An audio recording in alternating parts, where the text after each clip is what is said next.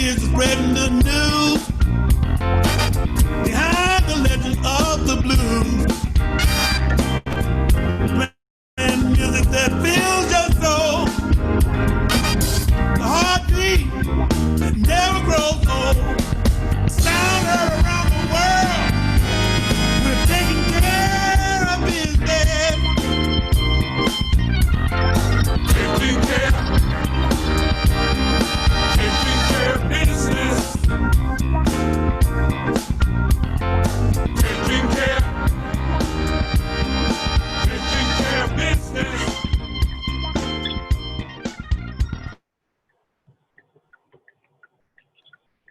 Good afternoon, everyone. Even before the pandemic, the biggest and best companies, both real estate owners and occupiers, were already shaking up the sector to create offices that reflect the way people use workspace today. So what are the key strategies to take forward into the new world in terms of design, amenity, fit out and flexibility in offices? I'm Mike Phillips, UK editor at BISNOW, and welcome to the latest in our webinar series, where we'll be examining the myth versus the reality, the future of the office by the people shaping it. Now, before we get started, I'd just like to say a huge thank you to our presenting partner, Optra. The knowledge and expertise of the team there has been absolutely invaluable in helping us craft this session. So thank you to so much to everyone there. Now, we have a wonderful panel to discuss this topic today. Dominic Dugan is Design Director at Optra. Mike Taylor is Co-Head of Corporate and Workspace at investment bank Goldman Sachs. Martin Wallace is Head of Leasing at Brookfield. Oliver Hawking is co-founder of advisory firm Rubix, and Jack Sawbridge is VP of Acquisitions at developer Seaforth Land. And I have the honour of grilling them today. Just before we get started, just a very quick word on the platform. You should all have used Zoom once or twice in the last few months, but just in case you haven't, you can use the chat function at the bottom of your screen to talk amongst yourselves. So do please utilise that. And you can also use the Q&A function as well to ask questions of our panelists. And I would encourage you to use that throughout the session. Don't just wait to the end. You've got more chance of getting your question answered if you do ask throughout the session. So without further ado, Martin, I thought you could open up for us if that's okay. What are the key trends we're seeing at the moment in the way companies are using office space and the way landlords like yourself are positioning the space? What are the trends that have emerged over the last few, very disruptive months? Hey, thanks, Mike. Well, you can't hear you, Martin. You're going to need to hit something. Now, unmuted myself, so hopefully everyone can. No, we'll leave you to try and sort that out. Jack, I'll put the same question to you with while Martin tries to put voice to himself. Hopefully you can hear me. Okay, well, COVID's been a strange and challenging environment coming into lockdown, and I don't think it's changed any of the lasting trends that we've been observing, but it might have accelerated some of them. So at C4 spent a lot of time speaking to our tenant base and trying to understand their demands from their physical real estate. And when we're going through stock selection, trying to find new projects, there's the key drivers are, no longer just location. I think it's probably amenity now. Being close to public transport, their war for talent. So the key trend is the competition between a more footloose talent base for each of these businesses, more gig economy. People don't stay at one firm for their whole career. They kind of hop around a bit more, and it's holding on to those new graduates coming through. The level of service provided by landlords. So, the prevalence of WeWork and the service office providers. Tenants are more used to a higher level of service from their landlords, and the traditional guys, if you're in the business of collecting 4 checks a year, on the quarter days, I think those days are gone, and we're seeing a lot more engagement. And then it's flexibility, and that's not just meaning shorter leases, but it's impacts on your base build, your design, the ability for tenants to stay in a building for 10, 20 years and reinvent the space as their business grows, contracts and changes. Sure. I think the chat function is telling me the problem was very much at my end, not yours, Martin. So, well, same question to you. Tell me what you were trying to tell me before. Well, I won't repeat what Jack has said because I agree with what he's saying, and those trends were generally a lot of them in place before lockdown, and a lot of them have been accentuated, I think, by lockdown. But I would say that at present there's a lot of people with views and opinions on what might be happening who aren't actually back in their offices. So there's a lot of occupiers discussing assumptions of what it might be or how their staff might react, but majority of people aren't yet back. So I think it is worthy to examine trends we had coming into this period and how those may change. But there's a lot of people, thinking, I don't actually really know how this is going to work. We can make our offices COVID safe. That has certain impacts, and are those impacts short-term, medium-term, long-term? So I think it's a good time to have this debate, but it's probably the wrong time to make absolute assumptions as to certain things that are going to change forever. I think a lot of people, they'd made assumptions at the end of March, early April this year. That now seems an awfully long time ago, and we're only in the end of July. So I think, as Jack said, you'll see certain things around flexibility, service levels, and ongoing, more regular dialogues between landlords and tenants as is something definitely here to stay. But I think both sides of the equation need to work together. On the landlord side, it is harder to make immediate changes because a lot of things that we're doing for new developments, etc., are planned years in advance. Now, obviously, we regularly review those before they're delivered. But that, dialogue with tenants, and I think a closer relationship between the two will be healthy for both parties. And I think, as Jack said, there are some landlords that only talk every quarter, and there are some tenants that don't want to enter into dialogue. But I think situations where there aren't that dialogue are where the most disconnect is going to happen. Sure. Mike, you sort of are managing a big workforce in London and a sort of big office building. In terms of the trends going into COVID and how they might have changed and what your return to the workspace has been like, tell us a little bit about that, if you would.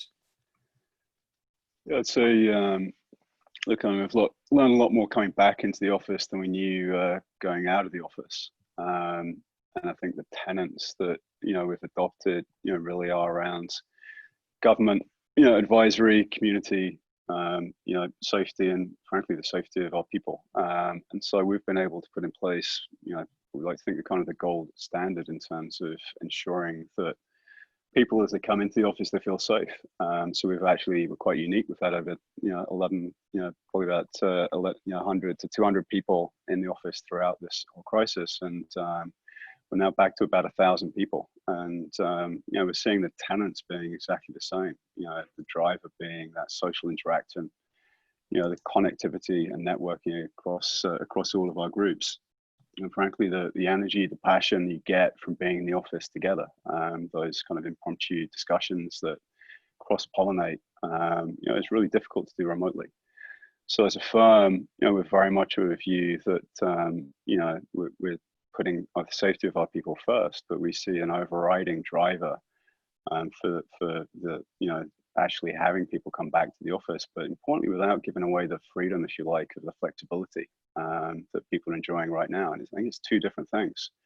You've got the circumstance around, the specifics of COVID, as Martin's kind of said, and it's too early to frame that. And then more broadly, what is it, how is this going to morph over the longer term? And I think it's way too early to tell, but I think the overriding tenet of being office-based, client-based, and putting people first, that really hasn't changed. I think one point I'd add as well is probably I think a lot of people are making assumptions now on the productivity side. And, I'm sure, Mike, you might confirm that actually productivity from tenants, people are saying that it's higher or it's the same working from home as per in the office. But I think that's probably a short-term view. People have tried it before 1-2 days a week and actually has it been the same? And I think it's quite an interesting one now that people have been thrown into this situation. So of course they're going to do it, but over a prolonged 12-month, 18-month, 2-year period, would you still get that same productivity, kind of as Mike said and the guys have said, where you're not collaborating within the office, you're not being able to bounce ideas off each other and sort of get that sort of company ethos going? Yeah, I think just to add, we touched on this, I know briefly, but the thing about effectively being in the workplace is actually, people talk about collaboration and people can't relate to that. Some people have to sort of keep their heads down, but actually it's about being around your team and actually developing effectively what makes that company successful. And that foundation is predominantly trust. And so I think if we, as you said, it's too early to tell, because everyone's trying to just make things work with the best they've possibly got. And they're working probably longer hours than they're used to in terms of head down time at home on their task base. I myself, admittedly, have struggled. And I think finding that sort of balance between coming in and finding that sort of, is a really, really important thing. But I think, COVID aside, I think trend-wise, I think what was coming through in terms of what I was particularly impressed by from a number of landlords, developers that Otra work with is, I'd say, the appetite. And that appetite is for me, born from what effectively the co-work sector has brought about. And it's competition, but ultimately what the landlords and developers can do more of is go beyond that demise, which the co-workers, in terms of the operators, could only go up to. So I'm talking about everything from the service level, the interaction with the landlord, to the tenants, and almost providing that almost self-sufficient hub being the building, not so much these families or units within the building. So suddenly that whole thing about community and that activity is an as important thing, so that businesses are around other like-minded businesses. It's not just about people coming back to work and being around their colleagues. So I think we're forgetting all of that as well. That's why we're in London. We're not in, and I'm talking London specific now, but we're not in business parts where we don't get as much interaction. So that I think is just a really good reason as to why people need to come back to work. Sure, that's an interesting point, Don. I'll put that to our two landlords on the panel. So Martin, that kind of threat / opportunity / challenge from the sort of co-working and flexible office sector, as a sort of big landlord, how do you kind of embrace and approach that in terms of, balancing leasing space between offering your tenants, flexibility within your own space? What does sort of flexibility mean for a landlord like Brookfield, and how do you offer it to tenants? Well, I mean, it's clearly a key part of most tenants' strategy, whether it's, they want core space, they want flex space, they want some super flex space. I mean, our approach to date has been to embrace that sector and work with it, certainly in London. So we try to ensure that in any of our large buildings, and most of ours tend to concentrate on the larger side of things, have some form of flexible offering in it. There is no one standard approach across the portfolio. So different buildings that have different tenants in, we generally tend to talk to our tenants, establish what type of operator we think could provide the services that they want, and then work in collaboration with that operator. That's what we did at 100 Bishopsgate, say, and we've ended up there with a facility signature, which is actually provided by Regis. So it's more bespoke. But at the same time, we're working with an arts and events program to activate the public space outside our building. So again, taking Dom's point, offering something wider for mental well-being and wellness so that people can get outside. There is a food market. There are some cinemas, outdoor cinemas during the summer, to offer a wider offer to not only the tenants but the people in the surrounding area. So that flexibility, both in terms of expansion and contraction, we can do a certain extent within our leasing structure. As I say, we tend to concentrate on the larger tenants, and that flexible office sector is an important part of offering some shorter and some smaller sized flexibility. So we've generally got those in most of our larger buildings. We at Brookfield at present in London don't offer that service ourselves directly. We have got some smaller suites that are fully fitted that sort of fill a bit of the gap, but we tend to work alongside that flexible office sector to provide something that's bespoke to each larger building that it's in. Sure. And Jack, what's your view? There's a lot of chat about kind of developers and owners offering kind of turnkey style solutions, you know, sort of fully fitted out space more flexibly to tenants. What's the sort of Seaford Land view on sort of getting into that area of the sort of shorter leased fully fitted out space? Well, I think the answer is it depends. If you're an incredibly large organization, you want to have full control of your building. And actually COVID is going to be, I'm particularly interested to see if leasing behaviors change. You know, if organizations no longer want to be on a giant football sized pitch floor, and if there is an outbreak in a case, you've got to send everyone on that floor home, that will be really interesting. And they'll have, you know, Goldman's will have their own, you know, internal corporate governance on rules and what goes on. But if that trickles down to the smaller floor plates and the medium-sized floor plates and SMEs or MEs, that will be fascinating. And then it's again, you know, their security, their corporate social responsibility, where they're seeking a green building. We're having some really interesting discussions at the moment about MEP. You know, if you're even a white label service office provider, you're not able to change base build, and you don't have that level of control very often if they're just in there on a lease basis, as opposed to being a building owner and developer. So we've got tenants engaging, you know, asking, can we have openable windows, which in the past wouldn't necessarily have been a conversation you start engaging with. Controlling their brand. You know, real estate is an extension of brand and being able to push their personality onto a space, as opposed to having to fit in whatever that operator's brand is in their own marketing. So there's all sorts of dynamics, and I think it really depends on the size of organization. If they are, you know, so we tend to focus on the creative industries. They've been one of the major growth centers within London real estate for the last 5 years, and they can rapidly increase in size and contract in size. So as you know, Martin was saying, how do you deal with that within a larger scheme? And equally, it's how do you cater for those guys within a building? So it's evolving. I think on that as well, there's, you know, it's very much we're seeing there's no one size fits all. I think especially from, you know, the Cat A or landlords fitting out space, you know, you can do so much. And I think there is an element of, yes, it's a brand new fit out and it looks great, but you can't preempt, even more so now, every tenant's exact needs. And I think as well, we're kind of going back to what Martin said, that I think a lot of people, landlords wise, are paying lip service to a lot of accreditations, your Wired scores, your WELL accreditations, all of those. And it's great to get those, but how are you actually implementing it? You know, would a tenant prefer, from Martin's perspective, to have all the outside space rather than an accreditation on a piece of paper?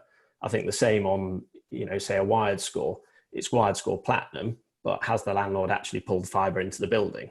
A lot of the time, no, they haven't. So how can you kind of have a building that's Wired score platinum without it all pulled into the building? So I think it's, you know, I would say less paying lip service to a lot of these things and actually physically implementing them and extolling to those tenants the benefits that they'll reap from it. Well, it's often the practicalities of real estate. You know, not every building you knock down every 20 years and start again. You know, very often it's an adaptive reuse, and there's huge green savings. All that embedded carbon stays in the building. You can strip it back to frame and very often reuse them. But, you know, each site is different, each plot is different, each, you know, design is different, and being able to try to fit almost like a vintage car, which you try to put a new modern drivetrain and transmission and brakes on. These old buildings, we're trying to upgrade them and make them, you know, suitable for the next 20 years. Yeah, I mean, it's dialogue, I think, is key, as I think Ollie's just hinted at. It's talking to occupiers, either existing ones or prospective ones, and establishing what is important to them. And it may not be having a long list of accreditations. It may well be having some more flexibility, or please leave that bit of character in the space, but I want to emphasize this, or brand, or right, what other things can you do for us? What events do you put on? That, you know, it's having that dialogue and making sure that if they want to have some greater control over particular parts of their space, or want to do something particularly personal, they can do it. Because for a landlord's point of view, from our point of view, there's absolutely no problem. There's absolutely no purpose in providing a service in a building which nobody uses, because that's a downside for us and a downside of the tenant. When we can actually have a conversation and listen and learn, a lot of our tenants obviously are slightly larger, so pre-planning of moving takes longer. You end up with a longer dialogue, and you're able to understand what are the next trends that Goldman Sachs, for example, want to implement in their new office that they're planning to be in 4 or 5 years' time. What are their challenges now, what they've learned from it, what they want to do. I mean, those collaborative discussions are key to making sure that both sides get the most out of it. Just on that point. Sorry, ahead, just on that point, Mike, I was going to say, I mean, Goldman, you guys built a bloody great building, you know, 1 million square foot building, and then you took a 20-year lease on it. So how does sort of flexibility and flexible office sort of fit into your thinking, given, you know, as I say, you built a really big building and took a long lease on it? Yeah, sure. So look, I think the fundamentals, one, we're big believers in this location. So, you know, we've always been of the view that we can competitively hire by being well located, and frankly, you know, willing to pay, you know, an extra 10%, you know, to achieve that in terms of how we actually competitive hire across the spate of others that, you know, perhaps moved out to the Docklands, whatever that might be. You know, that's the key factor. And like, if you've got a long-term view across the location, then we just built in flexibility. So we have the ability in this building to create a separate entrance if we wanted to, by way of the design of the building. So it's entirely fungible. So we can have a separate entrance for third parties. We can, you know, move across the lift bank to be able to allocate across lifts to live entirely independently. And, you know, we're blessed in that we've got, you know, the privilege of, you know, a team of people internally to go through all that thinking. But and to go back to your point, I think there is this tension, you know, on long leases, whereby, you know, landlords understandably are going to want to create bond-type income. You know, they're beholden to their debt structures and financing. They're beholden to their shareholders, and that's, you know, the way they create value. And I am a big believer in, certainly for kind of the SME market, the mid-cap market, in co-working. I think it's key. I think increasingly, you know, design, and to go back to your previous question, design and builds, you know, using DOM and you know, design team to then truly understand the client requirements and effectively outsource that is going to be a trend going forward.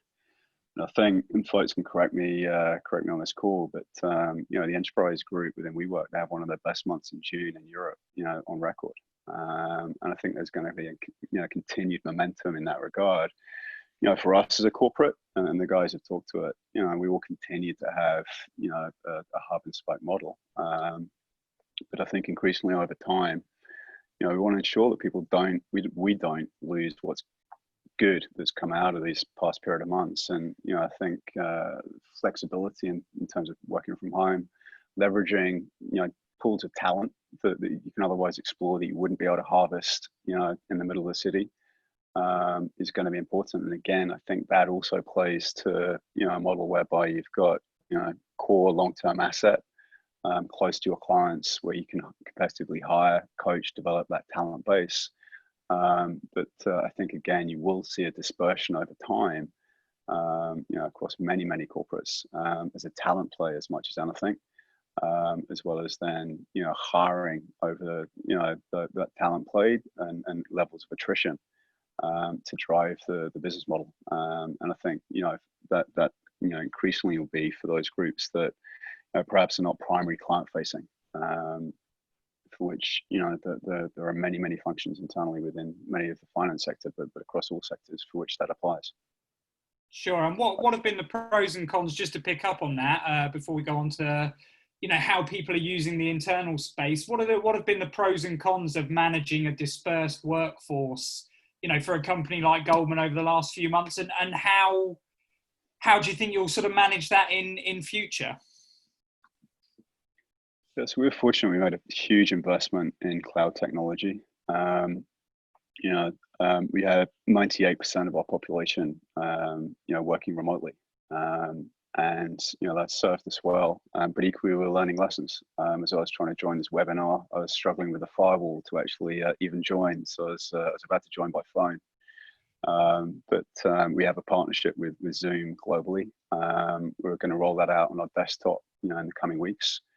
I think development of software technology will also help, in large part. So you can then recreate the same benefits of a home environment, in the workplace. But fundamentally, and defer to the design guys, but fundamentally, when you look in the office space, we've got a kit of parts which is modular, and that's going to flex over time. And we talk to kind of the hardware change or software change, and the fundamentals of the building are pretty straightforward in terms of connectivity through use of stairs, lift cores, how you move through the workplace.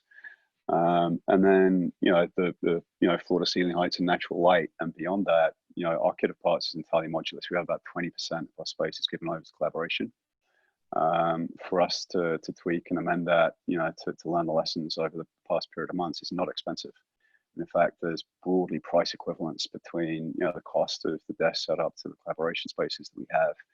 And importantly, we can make investment in the desk setups. So we've surveyed over 15,000 people globally using Leesman. Number one is, your desk setup, and, people coming back into the office. We have height adjustable desks across our portfolio. We have human scale, adjustable monitor arms. That productivity, definitely increases, with, certainly the average age of our population is below 30. And a lot of those folks are, living in apartments with, friends, been working out of a bedroom for this past period of 6 months. So we've got a lot to learn. But I think that modularity will hold people in good stead. Then, again, I'll defer to Dom and the designers in terms of how they take that forward for the future evolution.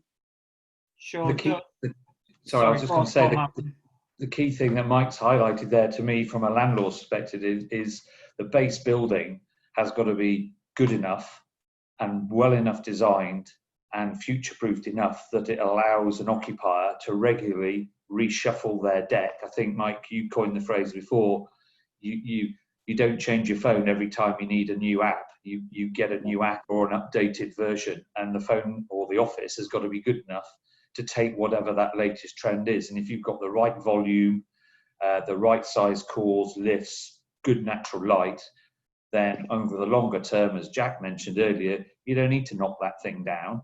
I mean, Broadgate is probably one of the better examples of the oldest developments in the city, that in a lot of instances it can be repurposed for longer and longer. It's just because parts of it are 30 years old doesn't mean that with a refresh, the internal volumes of stuff are exactly what you build today. Architecture might be a little different, but if you get the base product right and invest in the right product at day one, it will last and allow occupiers to adapt to their business needs.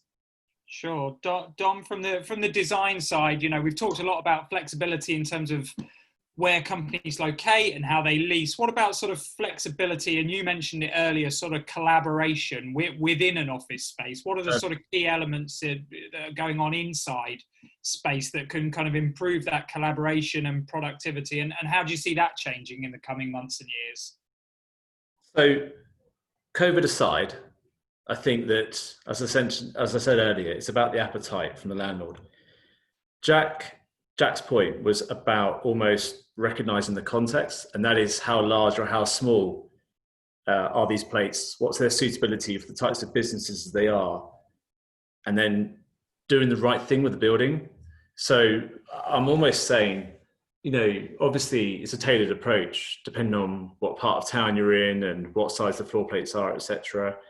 But it's about recognizing your audience, collaborating, not just when it's built, enabling an environment that does that, but actually as a team, as a project team, like what I'm used to anyway, with agents and developers is understand together, question everything, get the best out of the opportunity. And that in itself will go a long way to sweat, if you like, that asset and get the best out of it, from everything from the threshold, the approach to the building, the app in terms of, as in the technology that you put into the building, so that you are taking more and more pressure off of the base build. And by that, I mean, rather than trying to always do the same thing in these demises that effectively every tenant's got, create more, like we've mentioned earlier, more shared amenities that would encourage naturally more cross-pollination, encourage a more positive community, encourage businesses to mix, like what effectively the co-work sector already does very successfully, but effectively build more simply. And therefore, if you build smarter and it's a more intelligent approach and things are less fixed down and fix the building, then maybe even a more modular approach, then things are easy to adapt. And if they're easy to adapt, there's appetite. And if there's not appetite, then things get stagnant and people end up with dull workplaces. And so actually, I think it's about going right to the beginning of the project, almost how we approach these sites as a team, recognizing what intelligent design actually is and recognizing that people don't need all these particularly all the sort of bells and whistles, they can share them. And that for me is almost the future flexibility. And then all the stuff that I don't tend to get involved with, which is all about the actual lease terms, there'll be less to play with. And so actually, hopefully the lease terms will be like less complex to sort of deal with. So actually it's a more of a flexible, quicker arrangement in terms of notice period and moving in and plugging and playing and stuff. So it's a really exciting time. And it just so happens that with this COVID thing, I think if anything, it's created more focus on the subject of flexibility. I think I was just going to add to that as well. I think in terms of a lot of that comes back to probably even the Cat A that landlords are delivering now. And I mean, like Mike said, I think Goldman's have kind of almost come up with their own or adapted what is a standard and has been a standard Cat A probably for the last couple of decades. And, you know, with everything being more cloud-based now, raised floors, can they actually automatically be completely reduced or, you know, taken out? Are there elements of Cat A that now are no longer needed, aren't relevant and can be progressed? And again, just increase the flexibility within buildings. Sure. And Dom, just a last question on the design front. I mean, we've read so much, and we've heard a bit from Mike about a more dispersed workforce. How does that work on a design basis in terms of bringing together people who are in and outside the office? Is it just having shed loads of meeting rooms with great big flat screen TVs on the wall? How does that work in practice? No, not at all. I think if anything, it's going to hopefully get people to focus on, first of all, why they're going into the workplace, first of all, why they're going to the office, because they're making the effort, they're getting on the trains, they are communicating. We've got a new office here now in Hatton Gardens, and we're communicating better about what our expectations are for when we get to the office. We're booking spaces better, we're planning our time better, and we're making the use of our time that when we are together, we're actually maximising the opportunity. We're not just coming in just because we're contracted to. We're not just going to our desk because we own them, even though we're actually all fully flexible. And I think you're ultimately going to have two types of people that are going to come to the workplace, and that is people who are going to come and be sociable because they miss people. They need to harness that element of culture that is essentially what differentiates businesses and defines them, maintaining talent effectively, or some of the best, which is obviously what we're talking about here. But also, and people like me almost coming to the office just to get some focus because I haven't had the best focus, you could say, for the last 5 months. And that is the short-term thing. That's the short-term thing. But I think the long-term is that I think ultimately, I'm talking sort of 2 years from now, I reckon we're going to end up with some quite intelligent offices because we're going to have some designs that are going to come through that actually respond to what a business needs. Sure, thanks for that. A few questions coming from our audience. Martin, I'll send this one to you and interested in your view as well. Jack, rents as a result of COVID? You know, what's the kind of you know, we've seen a slowdown in leasing over the past sort of 4 or 5 months. What's it going to do to rents in the sort of medium and longer term? I don't think, from our point of view, it will do a great deal. To be honest with you, there is, you know, rents are often a function of demand and supply. There isn't an oversupply at present in most sectors. There will be in certain micro locations and maybe in certain size ranges. I think there's more likely to be pressure to go to increase the incentive packages or increase flexibility. But most people's decisions, in our experience, are not driven day one by the rent. There are many other factors on the reason to transact that comes slightly high up the agenda. I think people in the industry previously probably were fixated with a rent per square foot. I think there's so many other elements to a leasing transaction now that that's maybe not as much in the headline. So I think in the short term there won't be any change. There may well be a lot of competition in certain buildings where there's a lot of tenant space maybe on the market, and landlords might have to react to that. But I don't see a fundamental repricing of office space in London at all.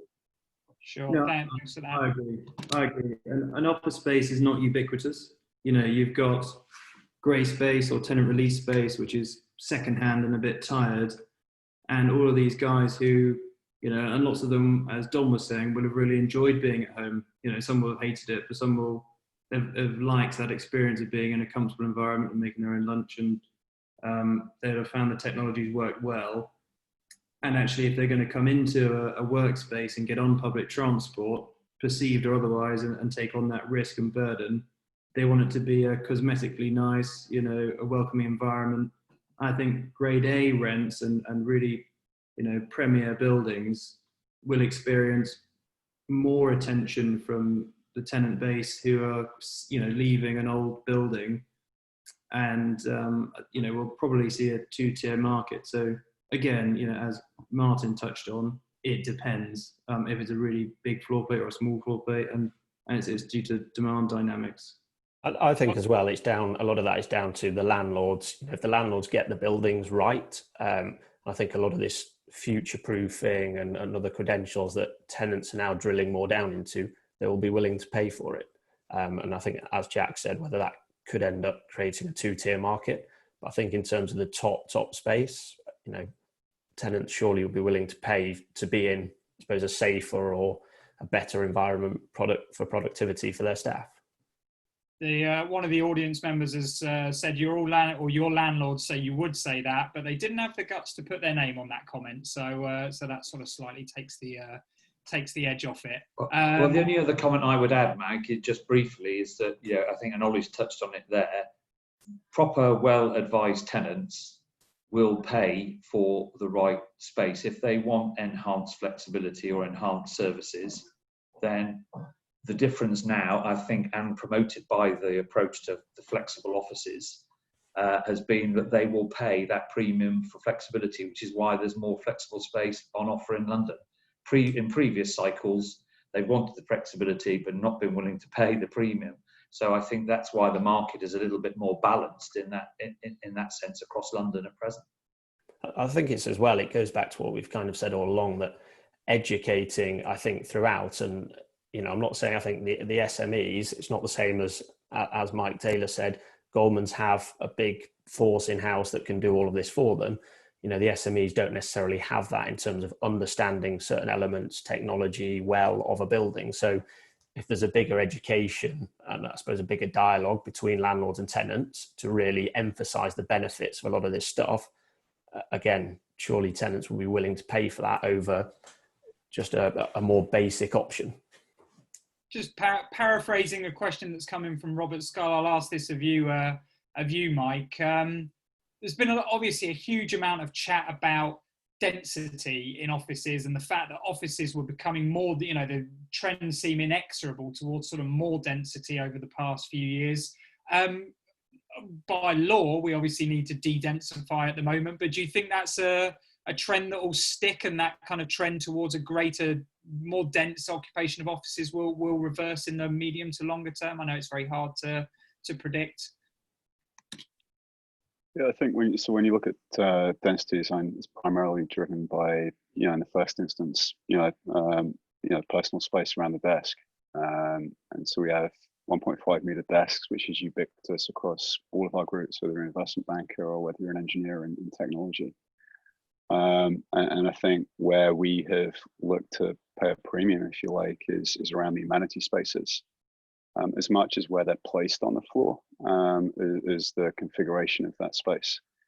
To the point I made earlier, taking out, the desk to create collaboration spaces, across the right neighborhoods is super important. So we have, rule of thumb, around 20% of our space in the office here in London is given over to amenity.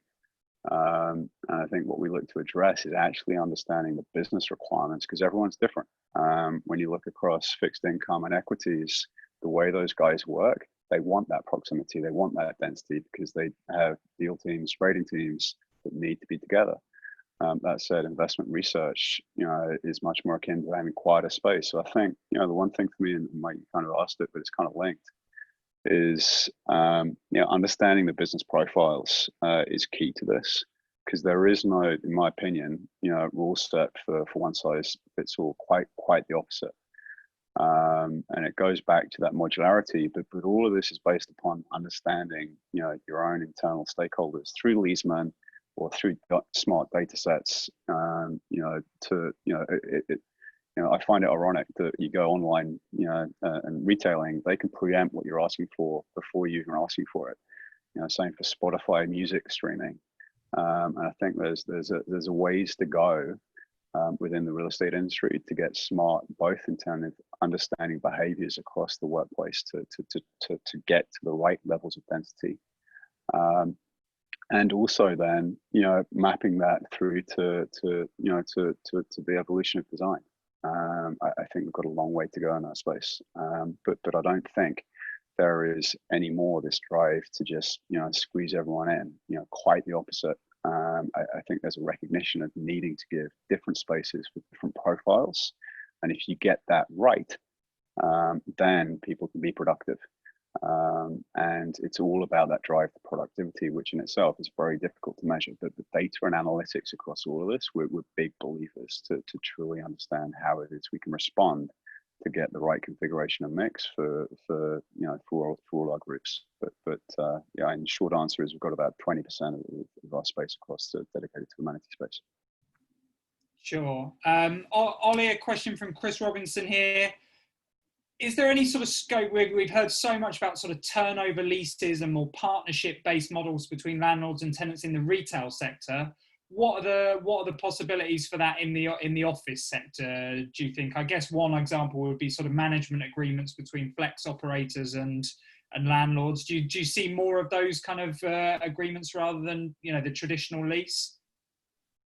I think probably across. Well, I'd be interested in hearing Martin's view, but I think across the flex side, I don't think so. I don't know if Martin's waving or me or someone else.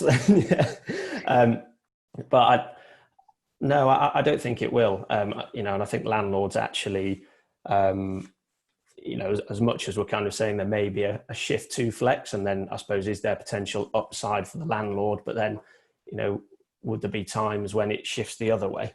And actually, I think striking that balance, I think if the serviced operators want to offer the ultimate flex, then, do they take the risk profile of having the ups and the downs rather than passing that on to the landlord? I think the landlord should focus on additional amenity on top of the flex within the building, and whether that's, as we say, the whole tech side, the green credentials. I think they have a lot to focus on already, without sort of having to take on, I suppose, additional upside and downside with flex operators.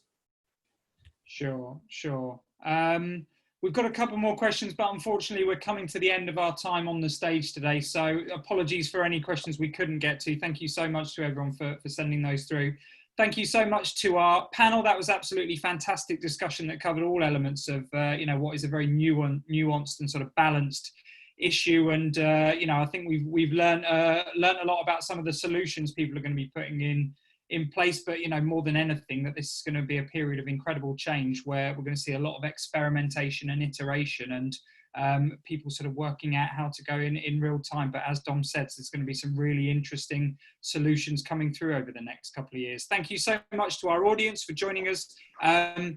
If this was of interest, we've got another couple of webinars coming up next week, principally one that might be of interest on Wednesday. We're looking at the flexible office sector in great detail, but from a global perspective. We've got a sort of transatlantic webinar coming up with some of the big kind of flex operators on that, as well as some of the big sort of transatlantic landlords. So if that's of interest and you're interested to know what's going on in the US as well as the UK, do please tune into that. That's at next Wednesday at 4:30. But for now, thank you everyone so much for joining us, and I hope you have a good rest of your day. Thank you. Thanks so much, guys. Guys. Thank you.